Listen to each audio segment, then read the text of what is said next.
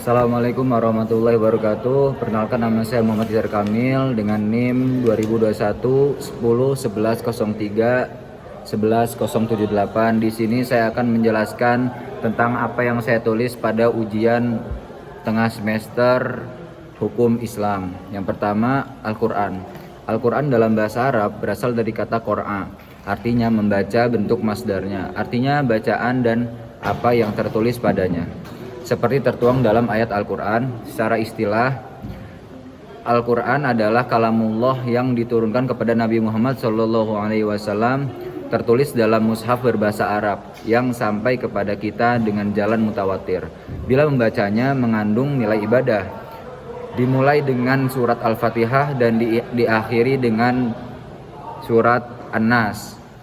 Al-Quran adalah kalamullah yang diturunkan kepada Rasulullah, tertulis dalam mushaf, dikutil dari Rasulullah SAW, ditukil dari Rasulullah SAW secara mutawatir dengan tidak diragukan. Contoh, hukum tentang riba, di mana Allah berfirman dalam Quran surat Al-Baqarah ayat 275. Sunnah adalah sumber hukum Islam utama setelah Al-Quran.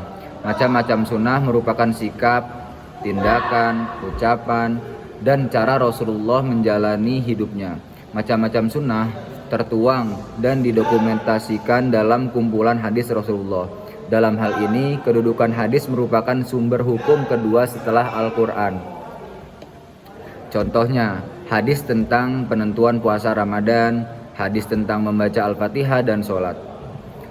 Ar-ra'yu adalah salah satu cara umat Islam untuk menetapkan suatu hukum dari permasalahan-permasalahan kontemporer yang belum didapat dalam Al-Quran dan hadis. Atau dapat dikatakan ra'yu merupakan suatu hasil atau objek dan proses pemikiran yang bertujuan untuk mencari kebenaran atau solusi dari suatu hukum yang tidak ada di dalam Al-Quran dan hadis. Contohnya, Bunga Bank Indonesia, salah satu outputnya adalah dikeluarkannya fatwa dari Majelis Ulama Indonesia nomor 1 tahun 2004. Nomor 2, asas-asas hukum Islam. Yang pertama ada asas kemanfaatan. Asas kemanfaatan adalah asas yang mengiringi pelaksanaan asas keadilan dan asas kepastian hukum. Poin B, asas kepastian hukum. Asas kepastian hukum menjadi penentu bahwa hukum tidak boleh berlaku surut, sehingga Allah dalam hal ini menegaskan Allah memaafkan apapun yang dilakukan di masa lampau sebelum adanya aturan yang disampaikan oleh Rasulullah SAW.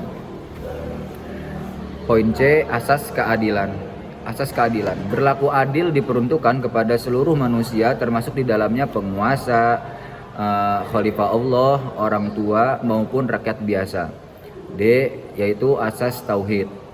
Prinsip keesaan Tuhan atau tauhid memiliki pengaruh yang sangat luas terhadap cara seseorang memahami Tuhan dan firman-Nya.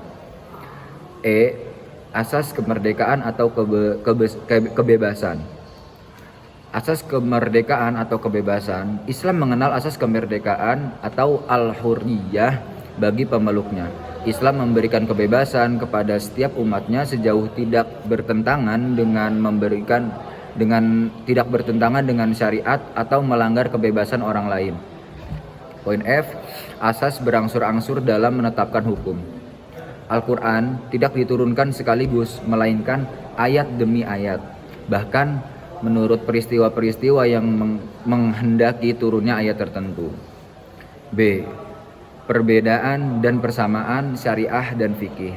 Yang pertama, perbedaannya ada ketentuan syariah terhadap dalam Al-Quran dan kitab-kitab hadis. Syariah yang dimaksud adalah wahyu Allah dan sunnah Nabi Muhammad sebagai Rasulnya, sedangkan fikih adalah sebuah pemahaman manusia yang memenuhi tentang syariah dan terdapat dalam kitab-kitab fikih.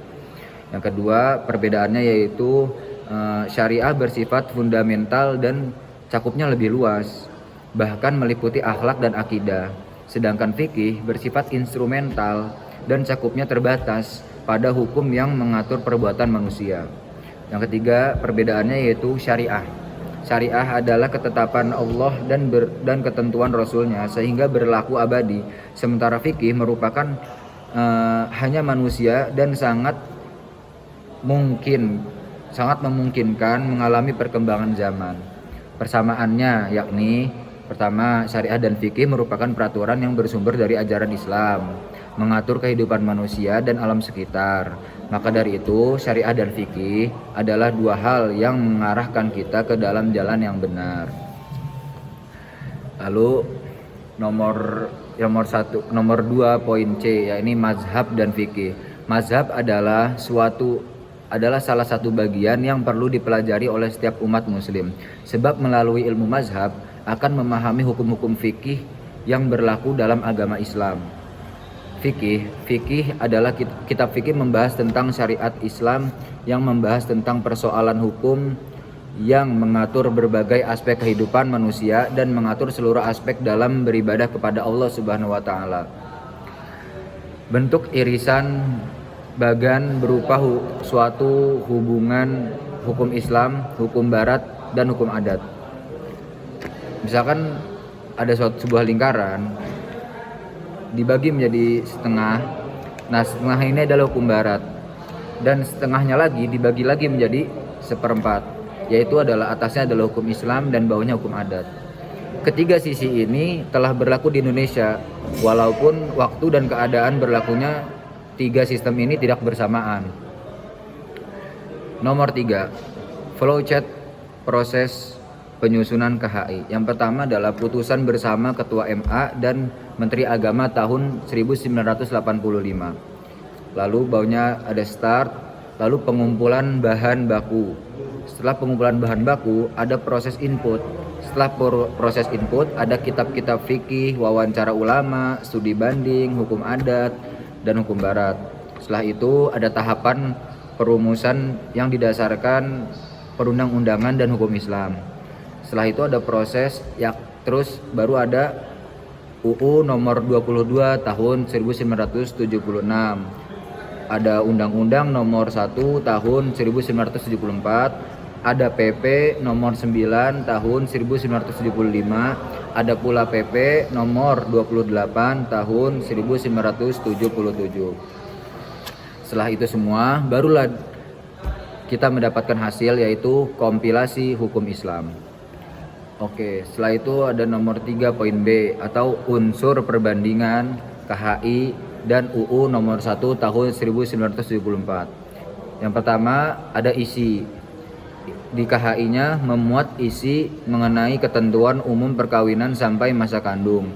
Di UU nomor 1 tahun 74-nya memuat isi mengenai dasar hukum perkawinan. Yang kedua ada pengertian. Di KHI-nya diatur dalam pasal-pasal KHI bahwa pernikahan atau perkawinan menurut hukum Islam adalah akad yang sah sesuai dengan perintah Allah Subhanahu wa taala. Di UU nomor 1 tahun 1974-nya ada perkawinan merupakan ikatan lahir dan batin antara seorang pria dan wanita untuk membentuk keluarga yang bahagia. Poin ketiga yaitu tujuan. Tujuan di KHI-nya ini memiliki tujuan untuk mewujudkan kehidupan rumah tangga yang samawa. Di UU nomor 1 tahun 74-nya memiliki tujuan untuk membentuk keluarga yang bahagia dan selamanya. Yang keempat ada hukum perkawinan. Di KHI hukum perkawinan itu pertama ada rukun perkawinan, ada yang pertama calon suami, yang kedua calon istri, yang ketiga wali nikah, yang kedua dua orang saksi, yang ketiga yang kelima ijab dan kabul. Jadi yang pertama ada calon suami, yang kedua calon istri, yang ketiga wali nikah, yang keempat dua orang saksi, yang kelima adalah ijab dan kabul. Dijelaskan dalam UU nomor 1 tahun 74-nya adalah UU nomor 1 tahun 74 tidak mengenal adanya rukun perkawinan. Jadi tidak dijelaskan dalam UU. Setelah itu nomor 4 tentang waris. Jawaban saya nomor 4 ini, siapa pewarisnya, yakni ayah atau ayah yang sudah meninggal. Dan siapa saja ahli warisnya? Yang pertama ada istri dan 2 orang anak perempuan. Harta yang diwariskannya ini ditinggalkan uang berupa 1 miliar. Bagian masing-masing ahli warisnya, yang pertama 1 miliar ini untuk istrinya 1/8, 3/9 dikali 1 miliar sama dengan 1,58 juta 500.000 rupiah. Untuk dua orang anak perempuannya ini 2/3 sama dengan 16/9. 16/9 ini dikali menjadi 1 miliar lalu dibagi sama dengan 841.500.000 rupiah. Terus nomor 5, perbandingan wakaf KHI dan UU nomor 41 tahun 2004. Pertama ada materi muatan yang diatur. Yang kedua ada pasal dalam KHI dan yang ketiganya ada pasal dalam UU nomor 41 tahun 2004. Pengertian wakaf. Wakaf adalah suatu perbuatan hukum seorang yang memisahkan bagian dari benda miliknya dan membagikannya guna kepentingan ibadah sesuai dengan ajaran Islam. Menurut pasal dalam UU nomor 41 tahun 2004, wakaf adalah perbuatan hukum wakaf yang menyerahkan sebagian harta benda miliknya untuk dimanfaatkan dalam jangka waktu tertentu. Yang kedua adalah fungsi wakaf. Menurut pasal dalam KHI, pasal 216 menjelaskan bahwa fungsi wakaf adalah mengekalkan manfaat benda wakaf sesuai dengan tujuan wakaf. Jika menurut pasal dalam UU nomor 41 tahun 2004, pasal 5-nya mengatur tentang fungsi wakaf yang mewujudkan potensi dan manfaat ekonomis harta benda wakaf. Yang ketiga, ikrar wakaf. Pasal 218, pihak yang mewakafkan harus mengikrarkan kehendaknya secara jelas dan tegas kepada nazir dan di hadapan pejabat pembuat akta ikrar.